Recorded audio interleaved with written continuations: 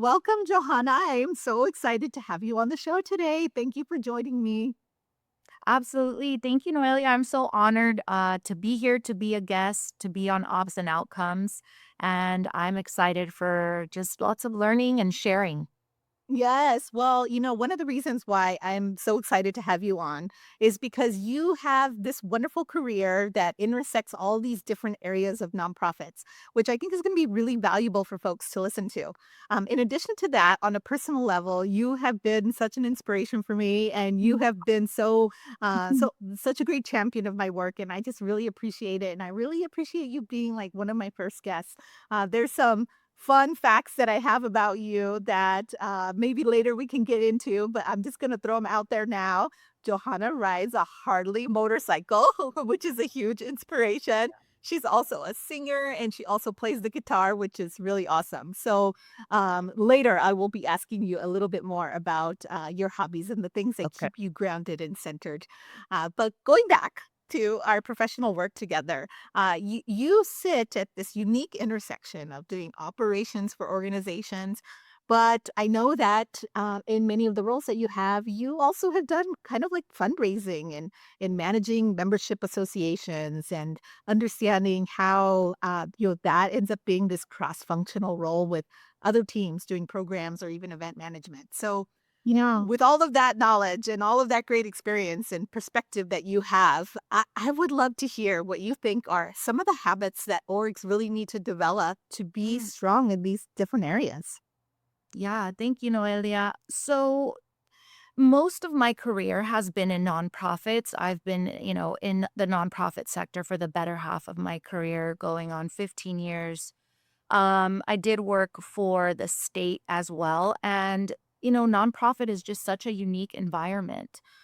Currently, my role is very blended to your point, right? It's operations, it's IT, it's finance, it's HR.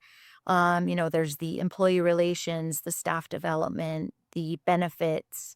But a big portion of my role is focused on the finance, the budgeting, and that includes both revenue and expenses. So, huge fundraising component as well. And I've learned a lot throughout my career about fundraising. It's something that I think coming from an immigrant, Mexican immigrant household, culturally, it just wasn't appropriate to talk about money. It was a little taboo, and it certainly was even more taboo to ask people for money. And so that's something that I've had to overcome, as I'm sure many other Latina fundraising folks have had to overcome as well. So I've learned a lot about, asking for money and positioning the nonprofit well to do well. But I think the most important lesson that I've learned in my career is data. The importance of data, the importance of structuring data, whether you're looking at staff, whether you're looking at numbers from an expense perspective and the longevity of a nonprofit, or the fundraising, because data's not the main character, right? It's playing a supportive role, but you need that data to share the good work that you're doing. Telling a story is not going to have the same impact if you're interjecting numbers, right? If you're presenting an infographic. I was doing some reflection on, being a guest on your podcast this morning, and I reflected on, this idea of logos, pathos, and ethos as it relates to operations, as it relates to data. It's very unsexy being here behind the scenes, right? Let's just put that out there. Like, we're not the face of the organization. We're not out there too often front facing. So it's very, behind the scenes, kind of like the Wizard of Oz. You're puppeteering things behind a curtain, but how can I help my team that is out there, that is front facing, do their best work? And I was reflecting on that pathos, ethos, and logos. And so ethos is the feeling, a feeling that you get. So what feeling do you want to impart on your fundraisers, right? What is the feeling you want to bring to this fundraising meeting or in your newsletter? And then the pathos means trust, And I think these are all Greek terms, right? Pathos, ethos, and logos. So pathos is the trust, and then logos is the logic. And that's where the data piece comes in. And you can't have them operate independently. I really feel like a solid nonprofit is going to use all three to build themselves up. You're using the logos, the rational, the data, the numbers. You're interjecting mission moments and personifying that data through stories of the impact of the people and the communities that you serve to ultimately build that pathos with a fundraiser, if we're talking fundraising, for them to trust, for your nonprofit to be credible, and for them to ultimately invest in the good work that you're doing. What a great framing that is. I love how you found that sort of piece to be able to sort of anchor into. It's a wonderful piece to be able to kind of think about all those different elements and how they all kind of play together. And you're right, like not one element can really function without the other. That's so great. And being the behind the scenes person, you're absolutely right. Like that logic element of it can't be forgotten about, and it's almost foundational, I feel like, lots of times. You mentioned in your career, you've really kind of done all the different things. What are some maybe examples of how, like when you've seen, a lack maybe of the structure and the foundation and it really affecting or impacting the way that people are then able to do the work, do the impact work? No, that's so important, Noelia. Systems, infrastructure, it is a non-negotiable, but it looks very different at different places. I've had the privilege of working for global national nonprofits with billion-dollar operating budgets, as well as very more grassroots nonprofits with smaller budgets running on leaner staff. And so I've kind of had different experiences that have led, in different perspectives that had led to a lot of learnings. And thankfully, I've been able to kind of take a model that works well and then bring it to something where there wasn't a gap or an opportunity, to your point. Um, I think about our work that you and I do with CRMs, right? Our client relations management tools. Is that what it is? Uh, the biggest one. Okay, cool. Pass the test. The biggest one, right, is Salesforce. And like, I love that system, but it's a huge investment. And many nonprofits, close to 30% of nonprofits, may be operating without a formal system, and that really is a disservice to the nonprofit, to their longevity, to the impact of their work. So thankfully, I've been able to work with Salesforce and I've seen the impact of that system. It's a lot of um, data that needs to be kept alive, but that ultimately over time will translate into having that data shown in such a way where you can create dashboards for your team, for your senior leaders, for your board, right? For grant reports, whatever you may need. So, um, I think that's the ticket, is having these really good systems because infrastructure is non-negotiable. And that goes, the CRM is more so on the revenue side, but on the expense side as well. And they go hand in hand. They are interlinked. The longevity of a nonprofit depends on how good you could budget and forecast.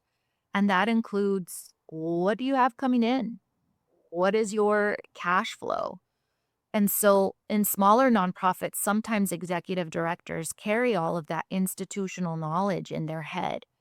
And so, throughout my career, like my goal, my mission is to document. You have to document. And for a girl that was raised on punk rock and rebellion, I'm very structured and there needs to be a process, because I used to say if I get hit by a bus, but now I say if I win the lotto, if Joe wins the lotto and she moves to, I don't know, Crete, the island of Crete, there needs to be a process in place. And so documenting policies, procedures, protocols, SOWs, those are also critical. And again, they're unsexy, but that's where I've been able to fill the gap, is just create templates, processes, that create transparency, that help my team do their work better, and that ultimately help me very quickly give my board and my leadership answers. Because, I also manage investments. And we go back to that financial trauma, that scarcity mindset. It's like you can't hang on to that if you want to grow your money. And thankfully, many nonprofits are not in a position to invest. So I would just say start small, right? Like create first your budgets, your cash flows, your projections so that you can grow towards that ultimate goal of having your money work for you. And so with those tools, you'll be able to get there little by little and create a system that you're comfortable with that'll help inform future investments so you can see your cash flow. All right, we don't need this much sitting there. Let's move this amount over here so it can work for us. But it's all data. It's all being informed by systems. You said all of my favorite terms in there. Yeah. Okay, You good. said data, you said systems, Yeah. you said all of these wonderful things, and you're absolutely right for small nonprofits. And I find for myself, being a technologist, someone that supports nonprofits with technology, often the technology that is foundational to help them identify that data and create those, systems around transferring that information around and being able to visualize it in a way that helps them make decisions is something that they're not always able to invest in, as you mentioned, or it's not seen as like the primary function, right? Like so many nonprofits, they never had the position of technology director necessarily, but that function gets, underneath operations or it gets put underneath communications often is what I find. And so when organizations are able to identify and see that actually technology is a foundation that helps support their data, support their systems, support all that information to make strong decisions. Heels. Those are the ones that I see are the able to go the furthest. And so making that initial investment in tech, I think, is a tough one to do, but it actually impacts so many things, like you just mentioned. So I really love that you shared that. And the documentation element, too. All of those behind the scenes things, as you mentioned, are unsexy things that are often seen as slowing us down. Right, I right. often No, hear, why do you have this process? It's so cumbersome, yeah. right? Why do we have to do that? Why do you want me to write this down? Why do I have to record this extra video? We don't need to meet and review all of these numbers. You hear all of the things.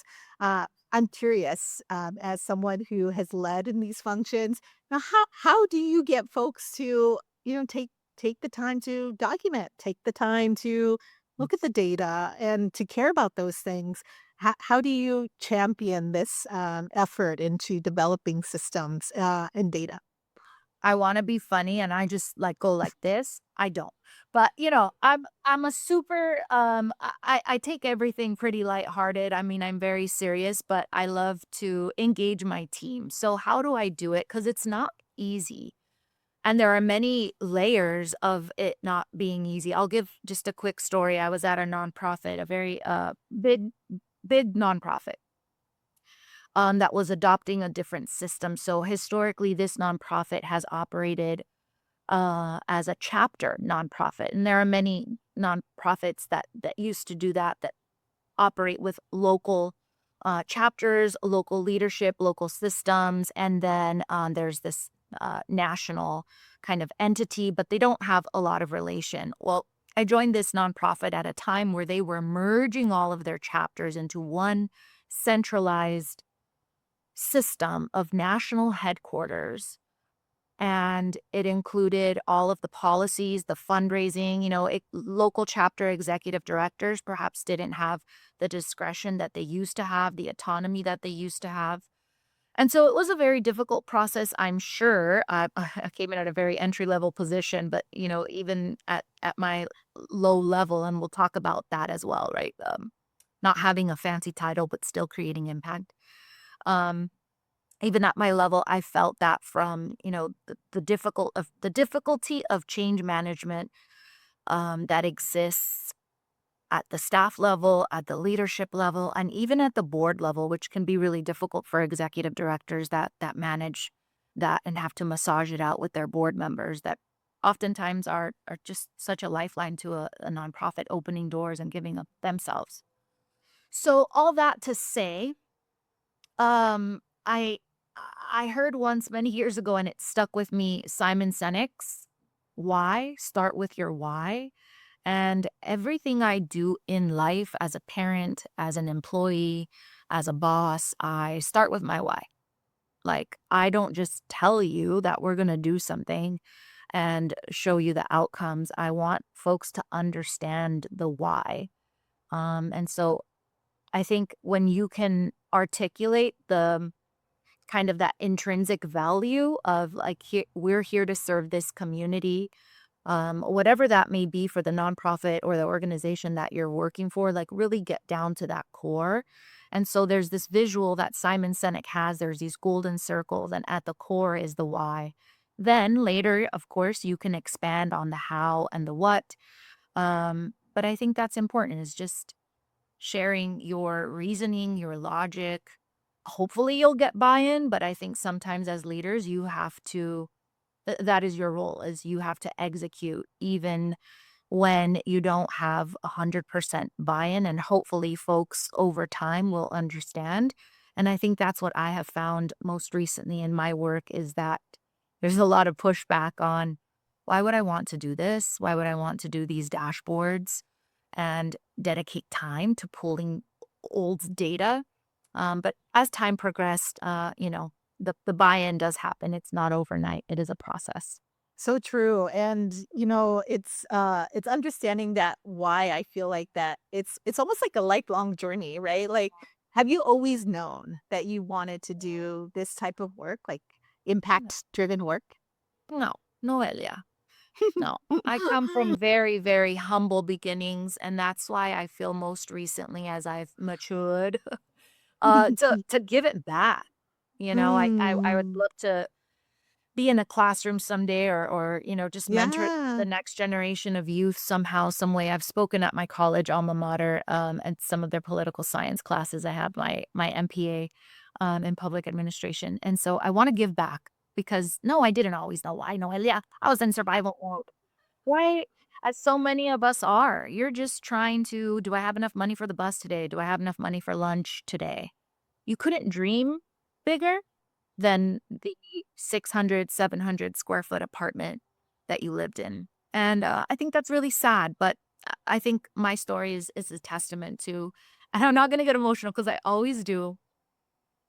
Um But that beginning part, right, like, is so important because I feel like it shapes our journey, right? Like, understanding, our roots and where we came from is such an important piece of who we are. Like, I often think back to my childhood or my upbringing or even further back to, like, my parents' upbringing or trying to even understand my grandparents' upbringing and being able to connect the dots forward through to who I am today and the choices that I make today I feel Mhm. is so powerful, right? So Absolute. we sometimes try to put things behind us and think like, "Oh, I'm over that. Like I'm done with that. That was just Are a, you? a Yeah. spot in the road."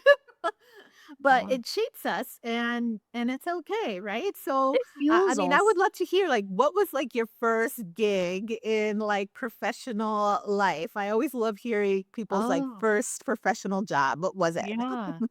My first big girl job, and I'll just say to the point that you were making, I am very much like you. I go deep. I go back to all my ancestors and I'm just like, I am living your dreams and I'm not going to let you down. And thank you for all of your sacrifices. Many of the women in our ancestral lineage didn't have access to letters, to reading, to literacy, to many of the things that we do. And so I don't take that for granted. So, my very first big girl job was at a state university. I was 21. I had just gotten my bachelor's degree. My baby was about 6 to 9 months old at the time.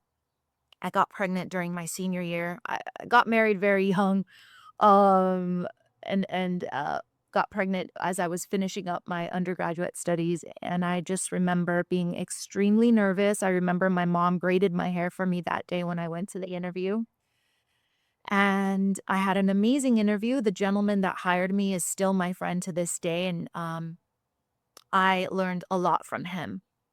Very quickly, I was in facility services, so I was in work control. It was like a kind of like a dispatch operator, right? Anything that would break down at the university, you would then dispatch an electrician or a plumber or a carpenter. Um, and I had a small child, and so it was my first job with benefits. I felt good. I was like, "Oh, a pension? Oh, a benefits? Like, what is all this?" Right. And Yeah. very quickly, I transitioned out. I realized, like, I have always had that growth mindset, and I think when you're young, that's a good thing. I think maybe sometimes when we're older, not that you should stop dreaming, but it's okay to be content where you're at as well. But when I was younger, very much growth, growth. And so a position opened up at the bungalow next door because we were in like the facilities yard, and it paid better, and it was with the planning and construction department, and I am so glad that I did it. I'm so glad that I applied. The executive director there that hired me, has passed away, but he became an extremely important man in my life. Having grown up without a father, he just gave me very sound advice. I think he had a daughter who my age and encouraged me to go back to school, and I ended up getting my master's because of him, and so a lot of my success, I always pay it back to him, and I learned so much. I wasn't an architect, I wasn't a project manager, I wasn't an electrical engineer. So my growth there was stunted, and that's how it ended up in nonprofits after getting my master's, but, that was my first big girl job. Wow, amazing. You also mentioned a couple things there that I feel like are so important and I think we overlook it and oftentimes we sort of forget about it. I feel like is this idea of mentors coming into our lives and they're not Angels. Angels, I say, yeah. yeah, and they're not like these formal mentors, right? Like you didn't apply for mentorship and then end up matched with this person, which I feel like oftentimes nowadays, young people are really looking for a very structured relationship with mentors, but what you just mentioned there was just two amazing people that had such profound impact on your life and still really, pouring into you in a way that is so powerful. How did you connect with them? What do you think that it is, What's the if you were secret to talk sauce, to a right? young person now that kinda needs that sort of leadership in their life? Yeah. I have 3 main things, right? So again, to your point, mentorship doesn't always have to be structured, and I'll go back to just say, like, the first person that hired me that gave me my big girl job, and then it was this Dr. Ali Izadian, rest in peace, who, encouraged me to go back to school, and then, Jarrett Barrios, the gentleman, it was a CEO that I worked with that has just always encouraged me, and I felt like invested in me as well. I didn't ask any of them, but if I had to guess or if I would had to have to give advice to somebody starting off in their career is to say yes, don't shy away from hard work. Just because you don't have the title, the fancy title of director or manager, you can be an associate, a coordinator, an assistant. Show up and say yes because what you bring to the table has value. And you don't have to try to be seen. I mean, yeah, that's good advice. Like, obviously, don't sit in a meeting quietly, just observing, like, yeah, take up space. What you have to say matters, and differing perspectives are important. So, say yes to opportunities. Right. You don't say yes, you don't need the fancy title. And finally, do it scared. I have always run fear-based personally because of my upbringing, right? ¿Cómo le vamos a hacer? Hay suficiente para la renta. So it's always operate at a fear base. But as I've grown up, I think eventually you can start to quiet that little girl in your voice that in your insides that is scared, and show up anyway. I'm certain if you talk to these big successful folks out here, they may say that they did it scared. So just because, like, just do it no matter what, do it scared. I think oftentimes as women as well, we clip our own wings. We may see an opportunity and say, wow, I meet, 8 out of the 10 or 9 out of the 10 qualifications, but I can't do this, so I'm not going to apply or I'm not going to say yes to this opportunity. Please don't do that to yourself. You're a very smart woman. In 2026, there are so many ways where if you have a lack in one area, you can very quickly apply yourself to learn. And so tying that back into mentorship, people are going to see that. People see that and want to invest and want to lift you up. I don't know that I ever asked for folks to lift me up. It just organically happened as I made personal relationships and connections, which I think in today's digital technology is lost. So call people. How are you? How are you doing? Share about yourself. And, every time I would leave a job, I would call, my old mentor, I'd give them an update on where I'm at and how I'm doing and be grateful. Let them know. What what an impact they've had, even if they are not your formal mentor. It could just be some passing advice that they gave you that you held on to. So, yeah. Yeah, and as Latinas, I feel like we're really good at keeping up with our friends, right? It's like Sí, translate some of comadreando. those skills. Mhm. Yes.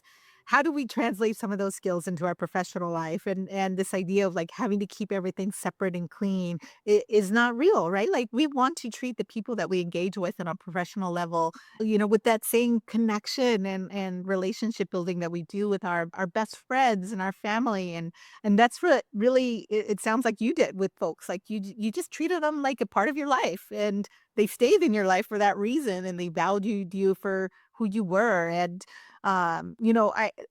the things you said are so true about, women holding themselves back. There's so much data that shows that that's the case, that women don't apply for positions when they don't meet all the requirements because they think they're not worthy or they're not qualified enough. And, I have a recruiter friend that said, all of that doesn't matter. In the end, yes, it helps you get past the initial, could help you get past that initial screening. But when it comes down to it, when you do the interviews, like they just want to know you and be able to connect with you and know that you're willing to grow and understand all the great things about you as an individual versus just do you check all the boxes. And that was really, like, insightful for me to hear from her because she's recruiting for these big tech jobs, and I think we somehow have to find a way past that, and I think hearing journeys like yours are gonna help people realize, like, "You know what? Like, look at this amazing person that did it with fear, made it happen anyway, took the steps through, and created her own journey." You hinted at an upbringing and a fun element of your past. Raised on punk? Tell me about this personality that you have. How do you keep true to yourself in your roles as a professional, and Right. connecting, like bringing your full self forward? Yes. Well, I like to say I'm a multifaceted, Wiener Schnitzel. My father's German, wasn't raised with my dad, was raised by a single immigrant Mexican woman, a devout Catholic. And despite, that home being labeled as broken, like it was so full of love and abundance. And I think my mother speaking love into my life to this day at 44 with wrinkles and gray hair, she says, "You're perfect." And so that's something I try to do with my children. I'm a boy mom raising 2 boys. I hope my future daughter-in-laws don't, fault me for it. But Oh I my do, goodness. They're you gonna know love you. They're gonna love I hope you. so. I hope so. Just being raised with a lot of love in my home led me to, despite fear, despite insecurities, maybe at my core, know something that I am worthy. And so there is that element of confidence. We're multifaceted people, as you mentioned, and sometimes people struggle with, like, how do I bring my full self into my work? Hmm. Well, I'm very lucky that I work with amazing folks and that I'm able to be 100% authentically myself. I obviously filter myself a lot because wearing that HR hat, I do have to navigate, being too authentic with policy. But I think just being comfortable with who I am, like I mentioned earlier, I was raised on punk, so that I've always had this like spirit of rebellion.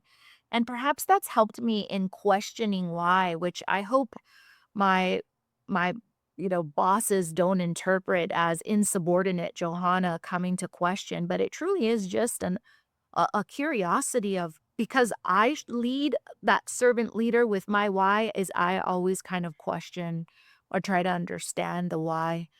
Um, I'm It's a so very true. This feeling of um, rebellion, right? Like I think of even just sort of my parents and like they were always community activists and workers and being on picket lines and doing that work and doing like that activist work.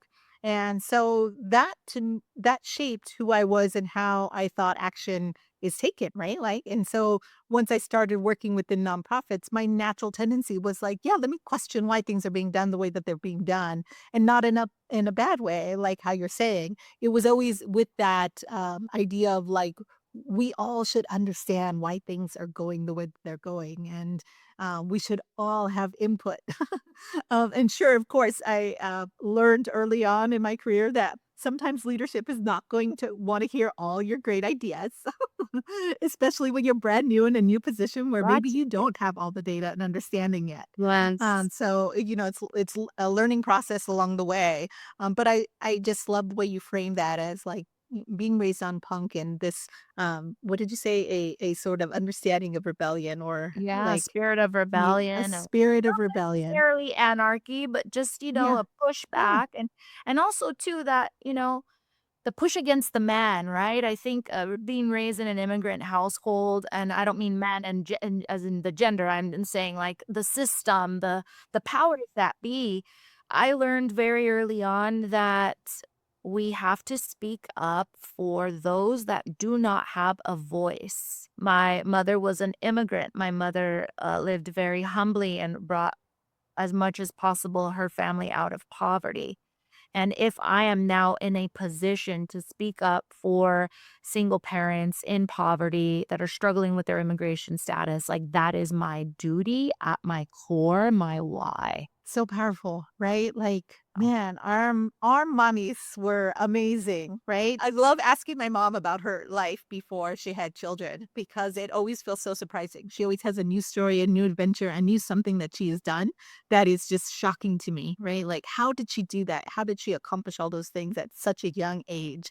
And hearing about how it shapes her lives.